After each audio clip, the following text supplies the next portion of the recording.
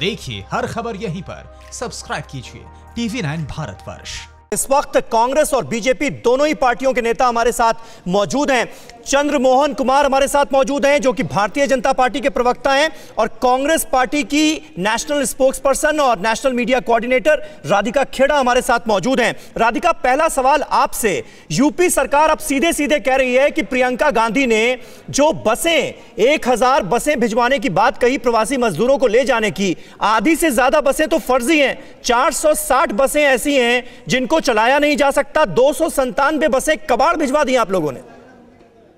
देखिए समीर जी, बहुत अफसोस की बात है कि दो पार्टी के लीडर, हमारे देश के प्रधानमंत्री ये बात बोलते हैं कि नर सेवा ही नारायण सेवा है, फिर भी उन्हीं के पार्टी के नेता इस बात को नहीं समझ रहे। और आदित्यनाथ जी तो स्वयं योगी हैं, फिर भी वो नारायण सेवा क्या है वो नहीं समझ पा रहे। सबसे ज्यादा दिक्कत भाजपा को जो हो रही है कि इस साल से जो पार्टी उत्तर प्रदेश में सत्ता में नहीं है, फिर भी वही पार्टी है जो प्रवासी मजदूरों के लिए और श्रमिकों के लिए सामने आई है और 1000 बसें देने का ऑफर भेजा प्रियंका गांधी जी ने।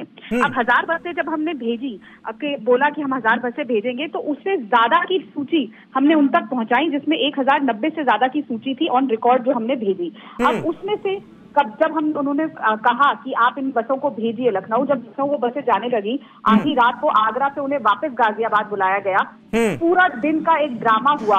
अगर कुछ बसों के नंबर भेजने में या कुछ कागजात में कुछ गड़बड़ी थी, कागजात में एक क्लेरिकल एरर हो जाता है, क्योंकि 1000 बसेस की सूची जब प्रदेश की सरकार, राज्य की सरकार, सेंटर की सरकार 1000 बसें नहीं प्रोवाइड कर पा रही है और हम इंडिविजुअली ये करवा रहे हैं, तो कभी कभी क्लेरिकल एरर हो जाते हैं। नहीं, लेकिन इतनी ज्यादा कि 460 बसें ऐसी हैं जो कि सड़कों पर चल ही नहीं सकती, 297 कबाड़ बसें हैं, ये डिप्टी सीएम कह रहे हैं।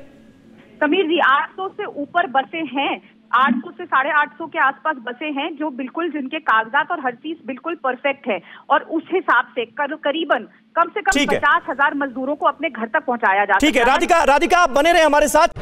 अड़ी सोमवार से शुक्रवार शाम 6 बजे सिर्फ TV9 भारतवर्ष पर।